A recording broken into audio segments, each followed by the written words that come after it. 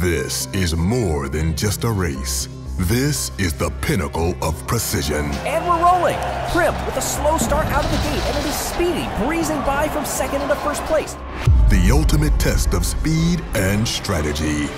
It just goes to show you a momentary lapse can cause a huge swing in the race. One wrong move can be the difference between becoming history. We have a yellow flag and a major incident, a disaster here at the Razway. Oh, and look at this. Speedy is off the track and is jammed in the guide. Or becoming a legend. The Savage Speeders are Marbula One World Champions. The Crazy Cat's Eyes in their inaugural season in Marbula One, Clementon and the O'Rangers. The Savage Speeders. They've done it. Let's get ready to roll.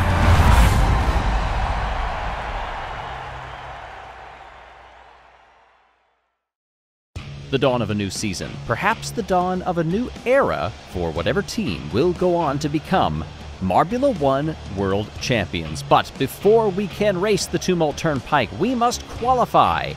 And I want to welcome you all to Season 5 of Marbula One. Hey everybody, I'm Greg Woods and it feels good to be back. This time we are at the Tumult Turnpike, 11 turns on this familiar track which has hosted the first round of a World Championship once before. That was back in Season 3. What will it dish up this time around? This is a track that can be polarizing for some teams who absolutely love it, others who cannot stand it. It is too technical, some say. Others, they love the speed, they love the danger. No matter where you stand, you must set that aside if you are one of the racers today. There you see the team selections. Do you agree with how they did it? Would you have put a couple of other marbles in there? Or since it's the beginning of the season, anything goes, perhaps. Well, the stands are packed. A lot of marbles have been waiting for this to begin, and Q1 is underway. If you're unfamiliar with Marbula One qualifying, all of the marbles go out and set a lap time here in Q1. The top 10 will advance to the Q2 shootout for pole. That's going to be a 3-lap race around this circuit. Disarray gets us started for the home team, the Balls of Chaos, and gets a nice, raucous result from the crowd.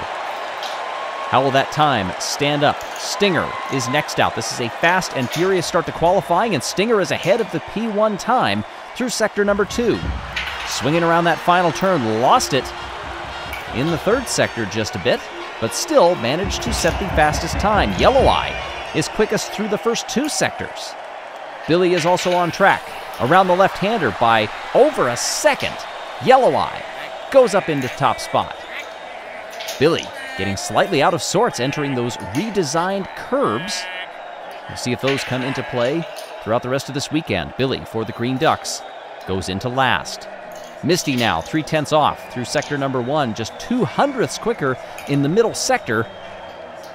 1 turn left to go. 6/10 off the pace, good enough for second place. Royal for the Cobalts needs to find time here. Down through that far hairpin around the left-hander. And didn't happen. 2.5 seconds. That is a disappointing start for the Cobalts. Team down in their garage are looking a bit shocked at just how far off that was. 2 yellow marbles, or yellow-green, coming across there. Lemon-lime slots into 4th. Here is yellow for Mellow Yellow. Half a second down. Comes through just under 1 second. Mellow Yellow goes into 3rd. The gaps here are fairly wide, even though we do have quite a few marbles left to go, who will assumedly fill those gaps. Westby for the Midnight Wisps, just over a second back. Goes into 4th spot. Orangin for the O'Rangers. Trying to string together a better 3rd sector. Claws some of it back and goes into 3rd. As we break for the midway point in Q1. 10 marbles have raced, 10 still to go.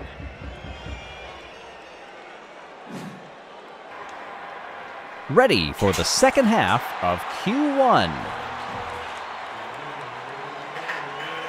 Bolt around that high banked section that is going to have quite a few eyes on it at the start of this race tomorrow. Bolt, a decent first sector, not great in the second, but a very good third sector. Elevates that marble up to third, and you see Royal down there in 11th spot. That red number means Royal will not advance. Yellow Eye is safe up top and cannot be eliminated, hence the green number. Arup comes through 7th. That knocks out Billy from the Green Ducks. Here's Firo. Through that chicane. Those curbs almost take on a bit of a banking aspect like we see in the first sector, but a much smaller degree. Great lap by Firo to go up into second place and is guaranteed to move to Q2. Hazers will also be represented. Disarray for Balls of Chaos. The home team will not advance. And the Lime is also out. Bolt is safe. Here comes Quasar. Just a 10th down in that middle sector. That's not bad. Some marbles do tend to get quicker in the third. We'll have to see if that continues in the trend today and also in the race as well. Snowstorm on track now. 5 marbles are out, 5 are safe. And Snowstorm is one of them. Safe in 5th. Here comes Swifty for the Savage Speeders. 2-time Marbula One champions, including last season. And they're not going to make it.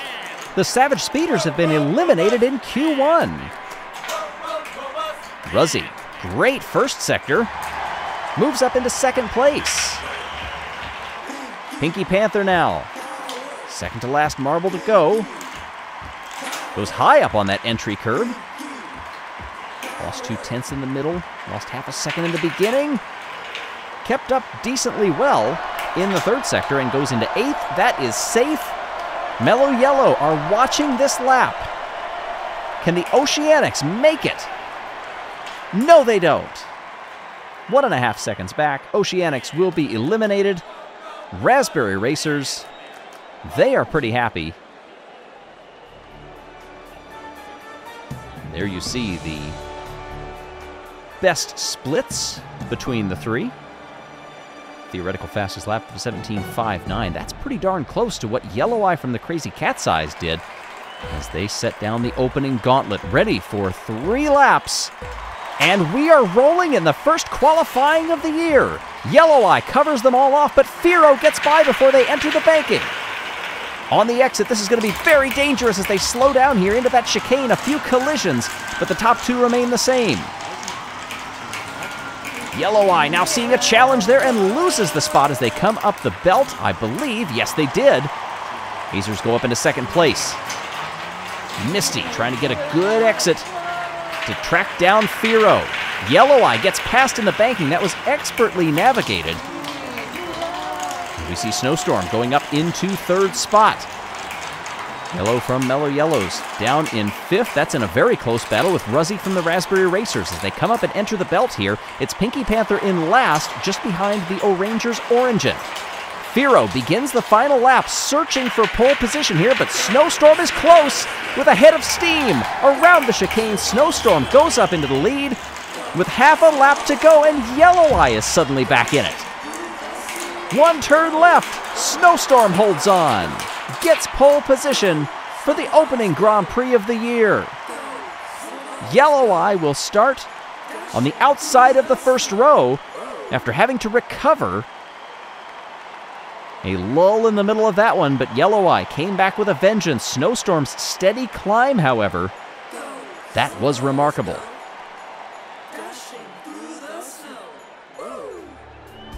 Here is our starting order.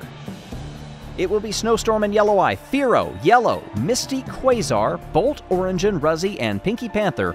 Rounding out the top 10, our defending champions, the Savage Speeders, down in 15th, did not make it out of Q1. And we'll have to see if that is a portent of things to come for that team. We'll have to see. Regardless, you are not going to want to miss tomorrow's season opening Grand Prix. Be sure to subscribe, click the notification button, and we'll see you then.